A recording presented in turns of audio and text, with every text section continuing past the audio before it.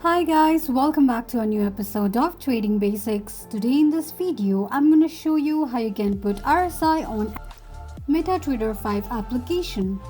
Keep watching the video till the end. To put RSI on MetaTrader 5, firstly go ahead and launch open your MetaTrader 5 application. The home page of MetaTrader 5 application will appear on the screen.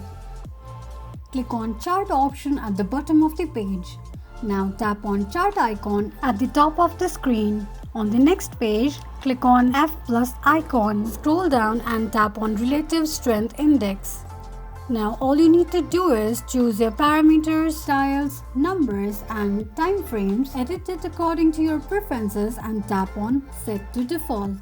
This is how you can put RSI on MetaTrader 5 application quickly and easily just in few steps. If you have any thoughts or queries, let us know in the comments section. Don't forget to subscribe to our channel. Also press the notification bell icon so that YouTube will notify you whenever we post a new video. I hope this video was helpful to you. Thank you so much for watching.